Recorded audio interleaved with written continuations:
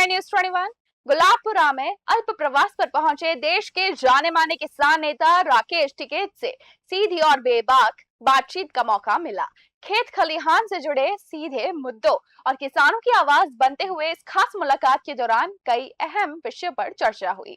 मौजूदा समय में किसान किन गंभीर मुश्किलों से जूझ रहे हैं, सरकार से अन्नदाताओं को क्या उम्मीदें हैं और देश के किसान हितों को लेकर उनका क्या नजरिया है, इन सभी मुद्दों पर राकेश टिकैत ने बिना किसी लाग लपेट के अपनी बात रखी। गुलाबपुरा से गौरव व्यास की खास रिपोर्ट देखें।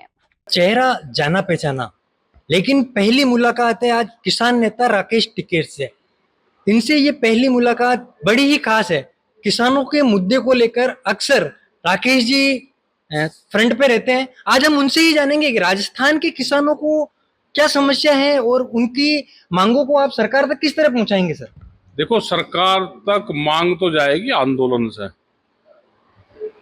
वो इस तरह की सरकारें अब नहीं रही देश में कि किसी ने चिट्ठी लिख के भेज दी, सरकार ने उस पर संज्ञान ले लिया। अब तो आवाज उठानी पड़ेगी, तेज आवाज में बोलना पड़ेगा, माइक लगाने पड़ेंगे, धरने प्रदर्शन करने पड़ेंगे। जब वो खबरें जयपुर तक जाएगी, यहाँ पे भी जो पूरे देश की समस्या है वो राजस्थान में भी है। अभी हम 4-5 स्टेट का दौरा करके आए।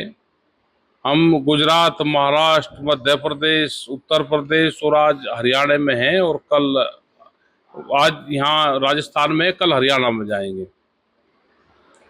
कुछ जमीनें अधिग्रहण हो रही यहाँ पे एयरपोर्ट के आसपास की, कुछ इंडस्ट्रीज के लिए अधिग्रहण हो रही। बढ़िया जमीन है किसान की।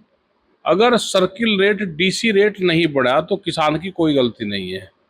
मार्केट रेट बढ़ रहा है तो आप मार्केट रेट का 4 गुना पे उसकी जमीन खरीद लो। भीलवाड़ा और चित्तौड़गढ़ का जो एयरपोर्ट बन रहा है उसमें किसानों की जमीन 1,90,000 रुपये बीघा के आसपास तक सरकार उसका मुआवजा देने की बात कर रही है। आप उसका डीसी रेट बढ़ाओ और उसका फिर 4 गुना आप मुआवजा दो। आप बाजार रेट का 4 गुना मुआवजा दो। कम रेट पर जमीन देगा नहीं, जो किसानों को आंदोलन करने पड़ेंगे। फसलों के दाम भी नहीं है। यहाँ के किसान मूंगफली लेकर बाहर जाते हैं, फसलें अपनी दूसरी लेकर जाते हैं, साग सब्जियां लेकर जाते हैं, तो उस पर टैक्सेस ज़्यादा है।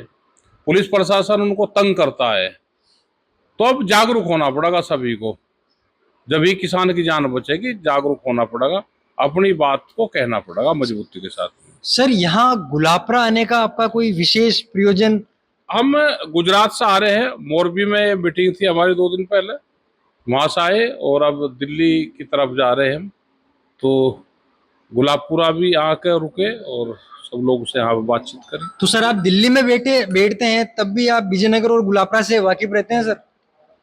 जो भी खबरें आती हैं तो उससे जरूर वाकिफ रहते हैं। कोई खबरें आई और उसकी गहनता से जांच करेंगे और वो सही निर्णय होना चाहिए उसमें।